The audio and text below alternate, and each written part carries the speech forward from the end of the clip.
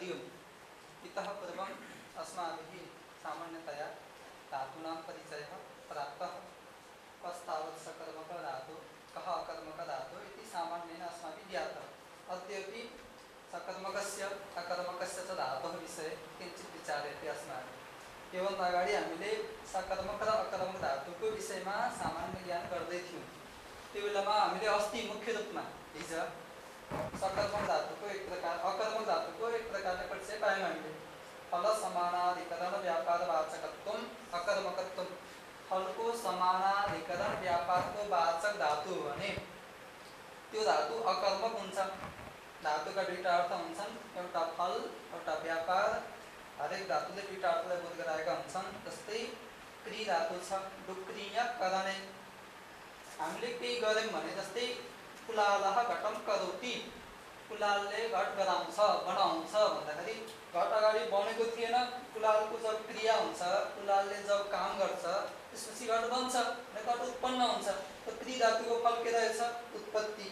अनि उत्पत्तिका लागि त्यसले जो काम गर्छ त्यसलाई व्यापार भनिन्छ। त्यसै हरेक धातुका, किनकि धातु क्रियाका वाचक हुन्छन्, क्रिया भनेको व्यापार हो। त्यसैले क्रियावाचकत्वम धातुत्वम, क्रियाका वाचक धातु हुन्छन् भन्ने बित्तिकै धातुको अर्थ व्यापार हो, स्वतः सिद्ध छँदैछ।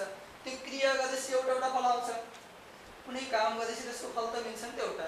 त्यो क्रिया गरेपछि जुन फल आउँछ, त्यो व्यापार गरेपछि जो उत्पन्न हुन्छ त्यसलाई नै के भनिन्छ? त्यो धातुको फल भनिन्छ। हरेक धातुको एउटा व्यापार हुन्छ अर्थ, एउटा फल अर्थ हुन्छ। हरेक धातुका दुईटा अर्थ हुन्छन्। व्यापारको परिचय हामीले गरिसक्यौँ, फलको चिन्तन पनि हामीले गरिसक्यौँ। फल भनेको के हो? फलको लक्षण गर्दा हामीले तद्धात्वर्थजन्यत्वे सति तद्धात्वर्थम, त्यो धातुको अर्थ व्यापारबाट जन्य हुँदै त्यो धातुको अर्थ हो भने त्यो धातुका लागि फल हुन्छ। यसको चर्चा जस्तै क्री धातुको फल के हो? क्री धातुको व्यापार जो कुलालको त्यो मिसिन हुन्छ, घट बनाउने मिसिन, त्यसमा माटो राख्ने, घुमाउने, चलाउने, अनि फेरि त्यो एउटा रसी हुन्छ, जीवहरू चाहिँ त्यसरी काट्ने, मिलाउने, यी सबै के हुन्? क्री धातुका व्यापार हुन्। त्यसबाट उत्पन्न के हुन्छ? घट उत्पन्न हुन्छ, उत्पत्ति, फल भयो। त्यसका लागि गर्ने काम चाहिँ व्यापार भयो। यसरी फल र व्यापार अर्थ हुन्छन्। फल जहाँ रहन्छ व्यापार पनि त्यही रह्यो भने त्यो धातुलाई के भनिन्छ? अकर्मक धातु भनिन्छ। फलको अधिकरण र व्यापारको अधिकरण एउटै भयो भने त्यस्तो धातुलाई हामीले अकर्मक धातु भनिन्छ। जस्तै भू धातुको परिचय हामीले गरेका थियौँ। भू धातुको अर्थ के हो? फल के हो? आत्मधारण। अनि व्यापार तदनुकूल, त्यसका लागि आवश्यक व्यापार। म छु भनेको मैले आफूलाई धारण गरिरहेको छु, म मरेको छैन, त्यही भने हो। म छु भनेको म अझै छु, मैले आफ्नो प्राणलाई अथवा मैले आफूलाई धारण गर्दैछु भन्न खोजे हो। त्यसैले भू धातु म छु भन्न खोजेको मैले धारण गर्दैछु, मतलब मैले धारण गर्नलाई जो काम गरेँ, अरू भोजन इत्यादि, चेष्टा, क्रिया इत्यादि, यी सबै भू धातुको लागि व्यापार भयो एक प्रकारले। अनि जो आत्मधारण हो त्यो भू धातुको फल भयो। अब आत्मधारण पनि कहाँ छ? ममा नै छ। अनि मैले आफूलाई धारण गर्न काम मैले गरेको छु कि अर्कोले गरिदिएको छ? मैले गरेको छु। अर्कोले काम गरेर मलाई फाइदा हुनेवाला छैन। त्यसैले भू धातुको व्यापार र फल दुईटै कहाँ रहन्छ? एउटैमा रहन्छ। त्यसैले भू धातु के हुन्छ? अकर्मक हुन्छ। अकर्मक हामीले परिचय राम्रोसँग गरेका थियौँ। अन्य बेला पनि कहिलेकाहीँ सकर्मक धातु पनि कहिलेकाहीँ अकर्मक हुन सक्छन्। त्यसको सामान्य चर्चा हामीले गर्छौँ।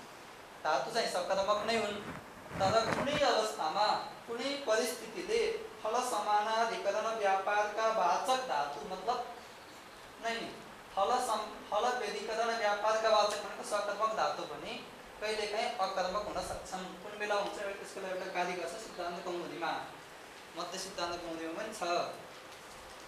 धातोरर्थान्तरे वृत्ते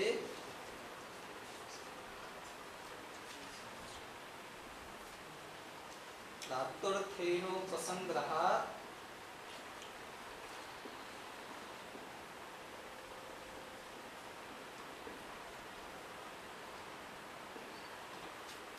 प्रसिद्धेरविवक्ष्यातः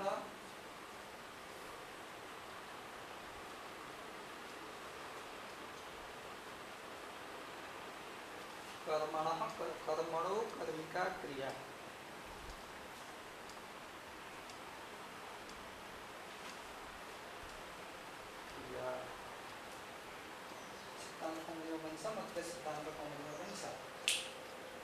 धातोरर्थान्तरे धात्वर्थेनोपसंग्रहात् प्रसिद्धेरविवक्ष्यातः कर्मणो कर्मिका क्रिया धातोः अर्थान्तरे वृत्ते चावडा वाक्य समस्या चावडा वाक्य भनेको चावडा धातोः अर्थान्तरे वृत्ते एउटा धात्वर्थेन उपसंग्रहात् अर्को प्रसिद्धेः तीन अविवक्ष्यातः चार धातोः अर्थान्तरे वृत्ते धात्वर्थेन उपसंग्रहात् प्रसिद्धेः अविवक्ष्यातः यी चारवटा अवस्थामा सकर्मक धातु पनि अकर्मक हुन्छन्।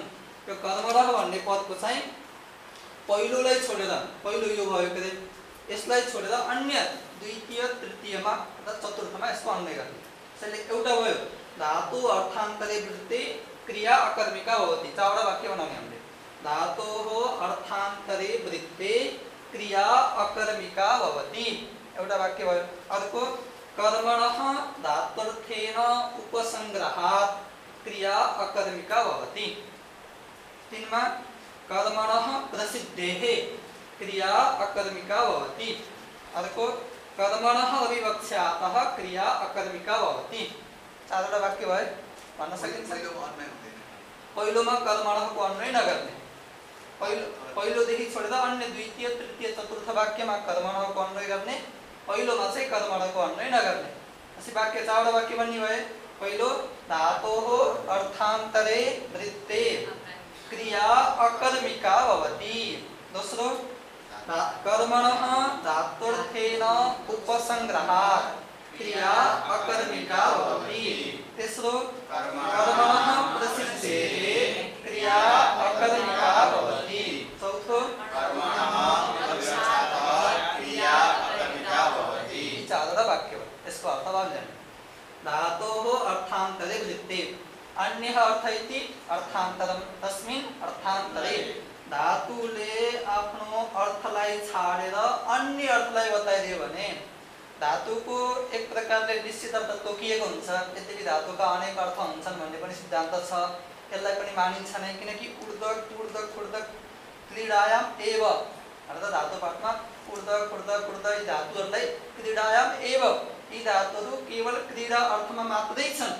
एवबाट व्यवच्छेद गरेको हुनाले धातुको अन्य पनि अर्थ सम्भव थियो। त्यसैले त यी अर्थ हुन्छन् अरू हुन्नन् मतलब अरू पनि सम्भव थिए।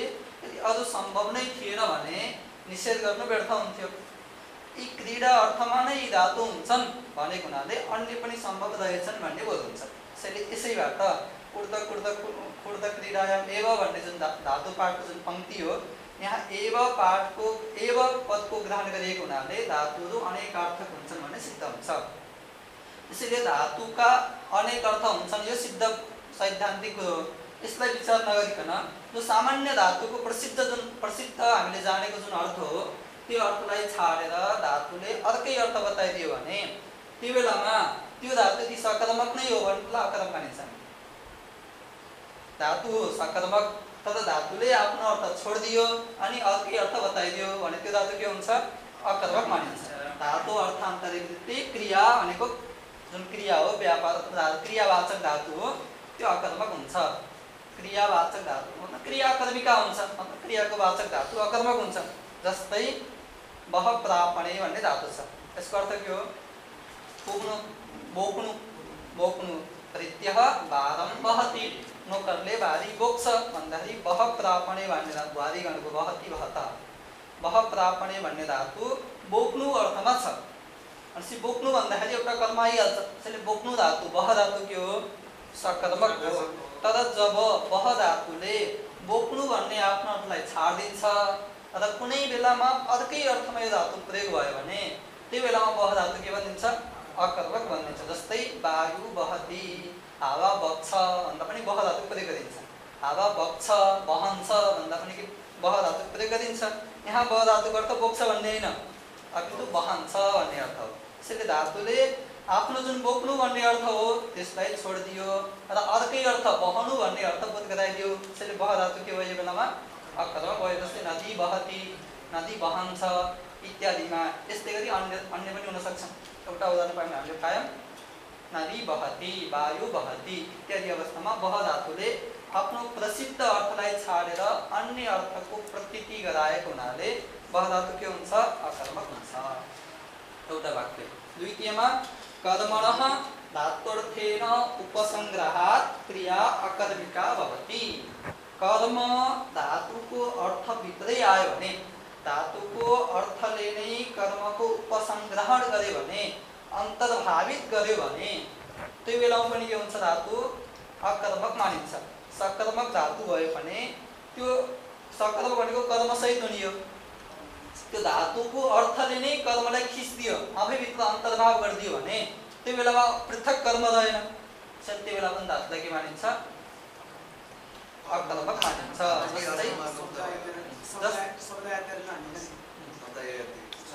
इत्यादि अवस्थामा त्यही हुन्छ। जस्तै यसको प्रसिद्ध उदाहरण छ जीवती। यसको उदाहरण के हो जीवती। जीव धातुको अर्थ के हो जीव प्राण धारणे। जीव धातुको अर्थ प्राणको धारण गर्नु। देवदत्तः जीवति भनेको हो देवदत्तः प्राणान् धारयति। देवदत्तः जीवति भन्ने वाक्यको अर्थ के हो देवदत्तः प्राणान् धारयति। प्राण शब्द नित्य बहुवचनान्त हो, त्यही भएर पुल्लिङ्ग हो। प्राण असुर, प्राणका वाचक असुर पनि असुर। सहीले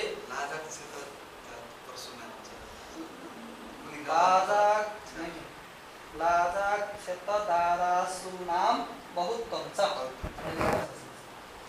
असु भनेको बहुवचन हुन्छ। त्यसैले जीवती अर्थ के हो प्राणान् धारयति। अहम जीवामी भनेको अहम प्राणान् धारयामि, मैले आफ्नो प्राणलाई धारण गर्दैछु, यही भनेको होइन। अब प्राणान् धारय अहम प्राणान् धारयामिमा प्राण भन्ने कर्म हो किन प्राणान् भन्ने त्यो जीव अहम जीवामी भन्दाखेरि जीवामी भित्रै प्राणान् धारयामि आयो कि आएन? त्यो प्राणान् हो किन कर्म। त्यो कर्म प्राणान् भन्ने कर्म पनि जीवामी भित्रै आयो कि आएन? धातुको अर्थभित्रै कर्म पनि घुस्यो। कर्मणः भनेको कर्मको धातुको अर्थद्वारा नै के भयो उपसंग्रहण भयो, अन्तर्भाव भयो। धातुको अर्थभित्र नै कर्म आएर घुसिदियो भने त्यो बेलामा पनि के हुन्छ? त्यसैले जीव धातु के भयो अकर्मक भयो, सकर्मक भएन। त्यस्तै अर्को उदाहरण हेर्ने हो भने नृति गात्र विक्षेपे। नृति गात्र विक्षेपे। नृति धातुको अर्थ के हो गात्र भनेको शरीर, विक्षेप भनेको हल्लाउनु हुन चलाउनु। नृति धातुको अर्थ हो शरीरको विक्षेप गर्नु, शरीरलाई चलाउनु। त्यसैले रमा नित्यति नृत्यति। सीता नृत्यति भनेको हो सीता गात्रम विक्षिपति। यही भने हो सीताले आफ्नो शरीरलाई विक्षेप भनेको आफ्नो शरीरमा क्रिया उत्पन्न गर्छिन्, यही भन्न खोज्यो। यो वाक्यमा सीता नृत्यति इक्वल टु सीता गात्रम विक्षिपति। गात्रम विक्षिपतिमा विक्षेपण जो क्रिया हो त्यसको कर्म के हो गात्र हो। त्यो गात्र भन्ने कर्म चाहिँ नृत्यति भन्दाखेरि त्यही धातुभित्रै आइदियो, धातुको अर्थमा नै अन्तर्भाव भयो। त्यसैले यस्तो बेला पनि नृत्य धातु के बन्दियो अकर्मक भनेको छ। नृत्य धातु सकर्मक भएन अकर्मक भयो। यो 2 नम्बरको। 3 नम्बरमा हुन्छ कर्मणः प्रसिद्धे। धातुको अर्थ जुन कर्म हो त्यो प्रसिद्ध छ नभनेको नि स्वतः बुझिन्छ भने त्यहाँ पनि त्यो धातु स्वतः अकर्मक मानिन्छ, सकर्मक भयो भने। धातुको अर्थ धातुका लागि आवश्यक जो कर्म हो त्यो स्वतः प्रसिद्ध छ, त्यसलाई खोज्नै पर्दैन हामीले, जसले पनि जाने भने त्यो बेला पनि त्यो धातु के मानिन्छ अकर्मक मानिन्छ। जस्तै वर्षति। वर्षति वर्षा हुन्छ भनेपछि के वर्षिन्छ जलम। वर्षिन्छ भनेपछि के हाम्रो दिमागमा स्वतः के आउँछ पानी भन्ने आउँछ भन्न। वर्षण क्रियाको कर्म के हो पानी हो, त्यो प्रसिद्ध छ सबैले जाने हम। त्यसैले यो बेलामा वृष धातु के भयो अकर्मक भयो। प्रसिद्ध कुरा कटति भने के हो यदि वर्षा अर्थमा कट धातु आएको छ भने त्यो दोष तेस्रोमा आयो प्रसिद्धमा। यदि आवेदन अर्थमा आएको छ भने आवेदन भनेको केहीले आवेदन गर्छ हैन, सकर्मक नै भन्ने हो। त्यो बेलामा मेघ वर्षति भयो प्रसिद्ध। मेघः वर्षति भयो। मेघः जलम वर्षति हो, मेघले पानीको वर्षा गर्छ भन्न खोज्यो। तर पानीको वर्षा गर्छ भन्ने हामीले सोध्दा थाहा, त्यसैले पानीको भन्ने लुके गयो आएन, त्यो प्रसिद्ध हो न, त्यसलाई हामीले मान्दैनौँ। त्यही भएर यो बेलामा पनि वृष धातु के भयो अकर्मक भयो। अनि अर्को हुन्छ कर्मणः अविवक्षातः। कर्म छ धातु सकर्मक हो, तर हामीले कर्मलाई प्रयोग गर्न चाहेनौँ, हामीले छोड्दैनौँ हामीले कर्मलाई। भने त्यो बेला भनेको धातु सकर्मक हो, तर वाक्यमा प्रयोग गर्दाखेरि कर्म बिना नै त्यो धातुको प्रयोग गरिदियौँ भने धातु चाहिँ सकर्मक हो, तर हामीले त्यहाँ कर्मको प्रयोग गरिदिएनौँ, कर्म बिना नै त्यो धातुको प्रयोग गर्दैनौँ भने त्यो बेला पनि त्यो धातुलाई के मानिन्छ? अकर्मक मानिन्छ। जस्तै अहम सुखम अनुभवामी थियो, अनुपसर्गपूर्वक धातु के हो? सकर्मक हो, तर अहम अनुभवामी मान्दैनौँ। देवदत्त गृहम गच्छति थियो, गृहको विवक्षा भएन, गच्छति भन्दैनौँ। यस्तो बेलामा यसरी यो 4 नम्बरबाट चाहिँ हरेक धातु के भन्न सक्छन्? अकर्मक भन्न सक्छन्। भनेको कुनै पनि वाक्यमा कर्मको धातु चाहिँ सकर्मक हो, तर पनि कर्मको प्रयोग भएको छैन भने त्यो बेलामा त्यो धातु के मानिन्छ? अकर्मक मानिन्छ, किनकि वक्ताले विवक्षा गर्न काम जे पनि हुन सक्ने एउटा हरेक धातु त्यो 4 नम्बरबाट जति पनि सकर्मक धातु छन् सबै अकर्मक पनि हुन सक्ने भयो। यसैले यी 4वटा अवस्थामा सकर्मक धातु पनि अकर्मक हुन सक्छन्। यसैले हामीले अकर्मकको सामान्य परिचय गर्यौं। अब सकर्मकको सामान्य हामीले चर्चा गर्दैवाला छौं। ठीक छ? त्यसपछि अगाडि बढ्छौं। सकर्मकको लक्षण के हो? सकर्मकको फल व्यतिकरण व्यापारवाचकत्वं सकर्मकत्वं। व्यतिकरण भनेको भिन्नै फलाश्रय भिन्नै व्यापारवाचकत्वं।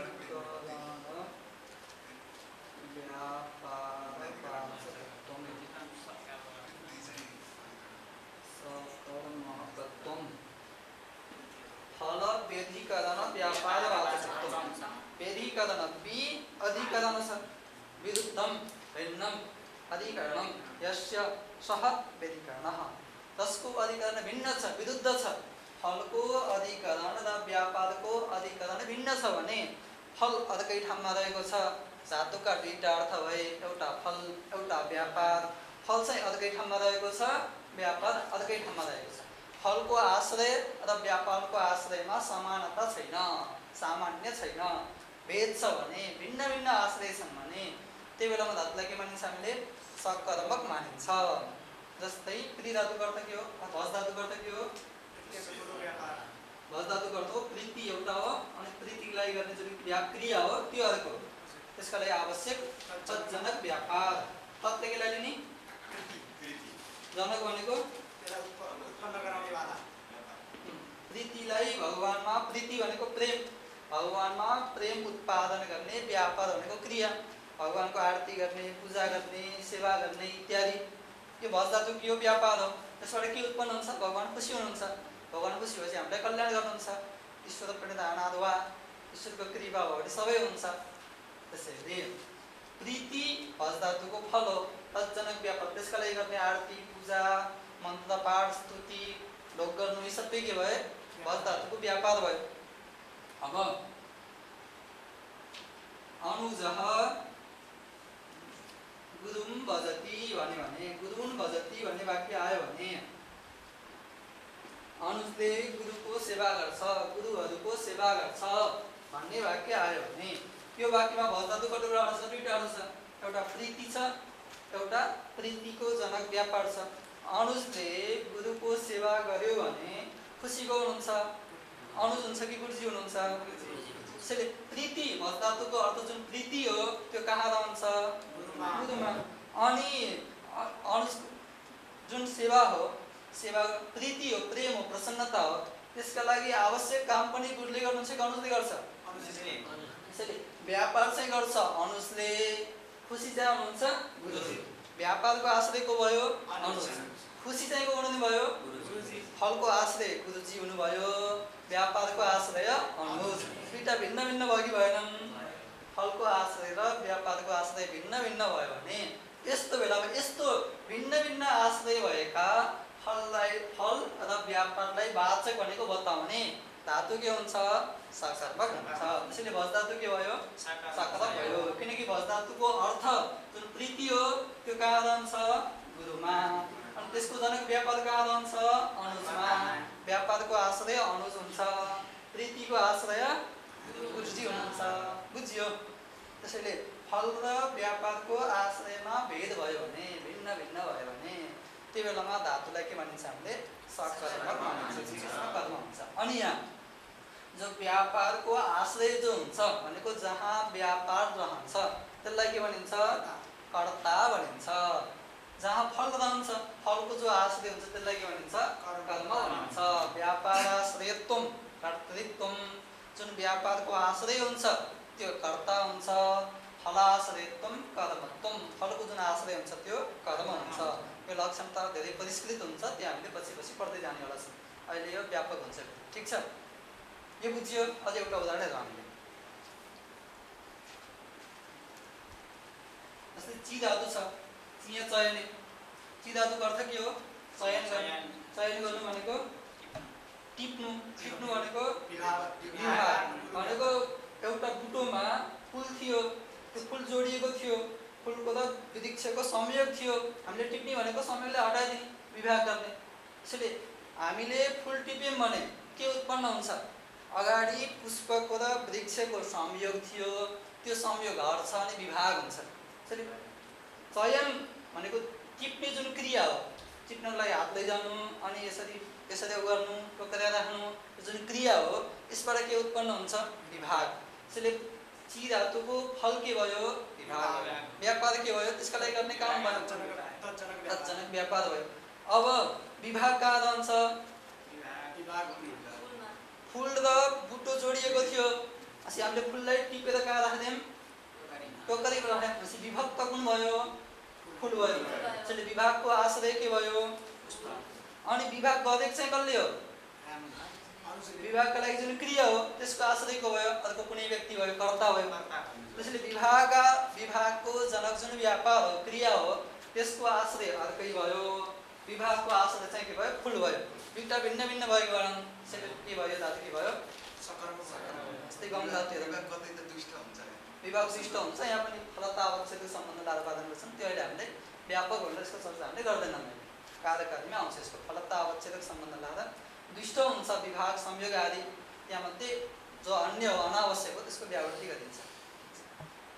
जस्तै गम धातु छ गम धातुको अर्थ के हो हामी यहाँ जानु भनेको हामी यहाँबाट त्यहाँ गयौँ भन्न खोजेको हो। हाम्रो अगाडि यहाँ संयोग थियो यहाँको संयोग हट्यो त्यहाँ संयोग भयो त्यही भन्यो होइन जाँदा अरू केही त हुँदैन नि त त्यही हुने हो। गम देशान्तर संयोग उत्तर देश संयोग यो गम धातुको के हो फल हो। अब त्यस्तो गम धातुको व्यापार के हिँड्नु हिँड्नु भनेको खुट्टाले चलाउनु हातलाई चलाउने सबै भयो। त्यसले गम धातुको व्यापार रहेछ खुट्टा हात चलाउने इत्यादि। अनि फल रहेछ उत्तर देश संयोग। अब हामी यहाँबाट त्यहाँ गयौँ भने यहाँबाट त्यहाँ जानको लागि काम कसले गर्छौँ हामीले। त्यसैले जुन व्यापार हो काम हो त्यो कहाँ रहन्छ त्यसबाट उत्तर देशको जुन संयोग हो त्यो कहाँ उत्पन्न हुन्छ जहाँ गयौँ त्यहाँ उत्पन्न हुन्छ। त्यसैले फलको उत्तर देशमा रहन्छ। त्यसैले संयोगको आश्रय चाहिँ उत्तर देश हुन्छ क्रियाको आश्रय चाहिँ हामी हुन्छौँ। दुईटाको आश्रयमा भेद हुन्छ। त्यसैले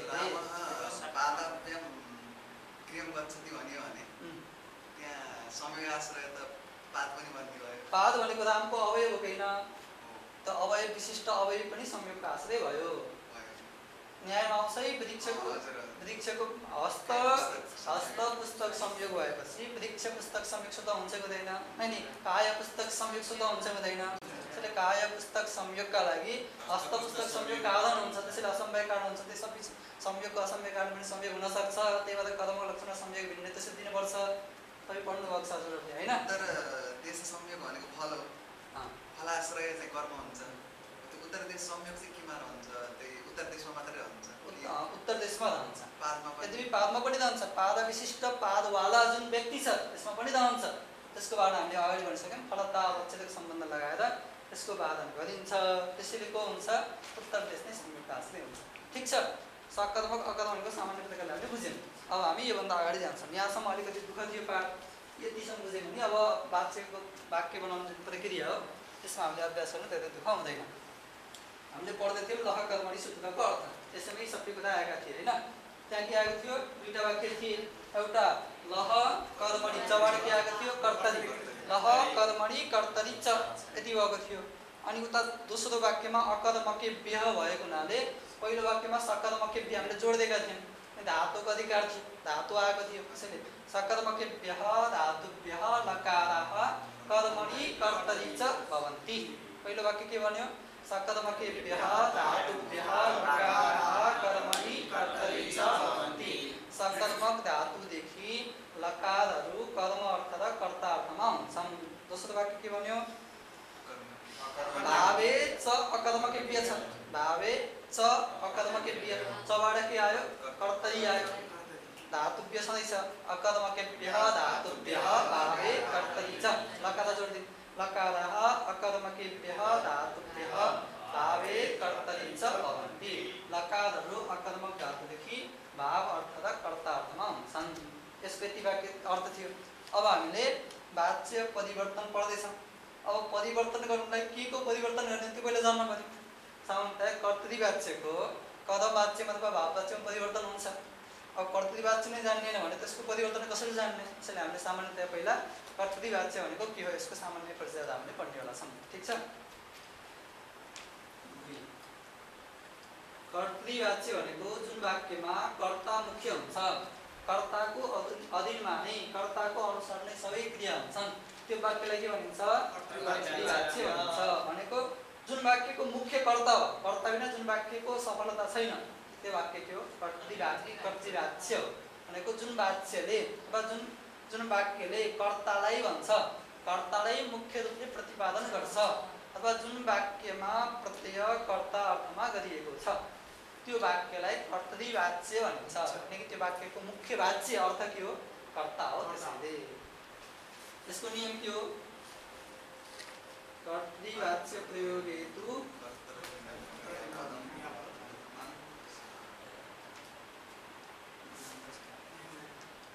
कर्तृधीनं क्रियापदम्।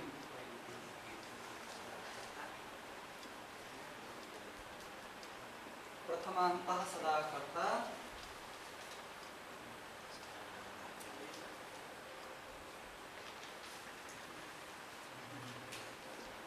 कर्मणि द्वितीया मता।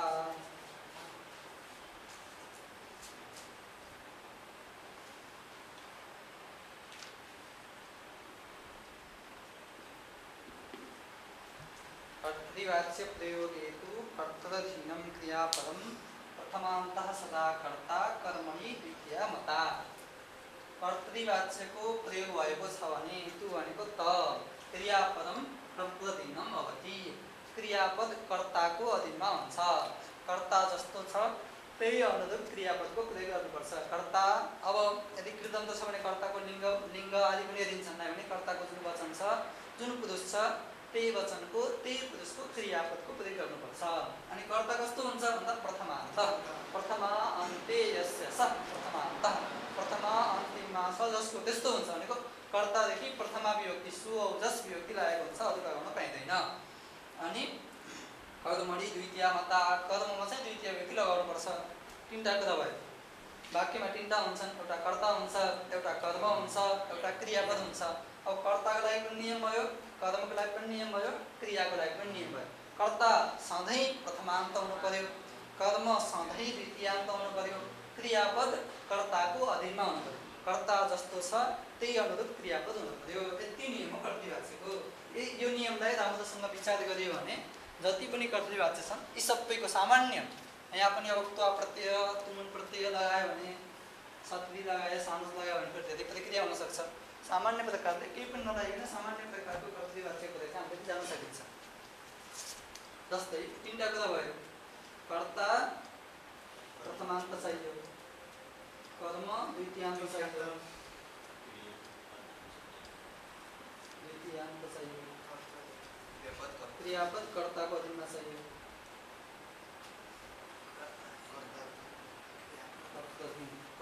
कर्तरी अधीन तदधीन। अब हेरौँ हामीले कर्तुको अधीनमिति कर्तृधीनं षष्ठी समस्या। अब उदाहरण हेरौँ, जस्तै हामीले माधवः गां नयति भन्ने वाक्य छ। माधवले गाईलाई लैजान्छ भन्ने वाक्य छ। यहाँ कर्ता के हो? माधव। कर्म के हो? काम हो। क्रियापद के हो? नयति। यहाँ नयति छ नि धातुदेखि कर्ता अर्थमा के गरिएको छ हामीले यहाँ लट लकार रहेको छ, ती प्रत्यय गरिएको छ। लह कर्मणि सूत्रले नि धातुदेखि कर्ता अर्थमा के लिए हामीले लकार लैयो, त्यसको ठाउँमा के गरियो ती गरियो, त्यसको तीको अर्थ के हो यहाँ कर्ता हो। त्यसैले कर्ता अर्थमा हामीले यो वाक्य नयति भन्ने शब्दको मुख्य अर्थ के हो कर्ता भने, कर्ता अर्थमा नयति शब्द, कर्ता अर्थमा नयतिमा नि धातुदेखि लकार ल्याइएको छ। भाव अथवा कर्म भन्ने सबलाई मात्रै। अब हेरौँ, अब यहाँ यो पनि यसको तीको अर्थ त्यसको अर्थै एउटै भन्न खोजेको। त्यसैले त्यो जुन कर्ताको अर्थ हो चाहिँ यसमा मुख्य छ, माधवले गाईलाई लैजान्छ भन्दा कर्ता कर्ताको चाहिँ यहाँ मुख्य छ। कर्ता माधव हो, माधवदेखि सु भएर माधव बनियो, माधव शब्ददेखि सुमा कर्ता प्रथम अन्त छँदैछ। गौ शब्दको द्वितीय वचन गाम भन्छ, गौबु गावौ गावः, गाम गावौ गाः, गवा गोभ्याम गोभी। त्यसै गाम भने कहाँको द्वितीय वचन हो। अनि माधव भनेको प्रथमाको एक वचन छ कि छैन, शेषे प्रथमा भनेको नियम छ।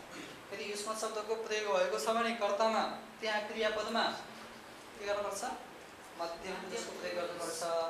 यदि कर्तामा अस्मत् शब्दको प्रयोग भएको छ त्यो बेलामा उत्तम पुरुषको प्रयोग गर्नुपर्छ क्रियापदमा।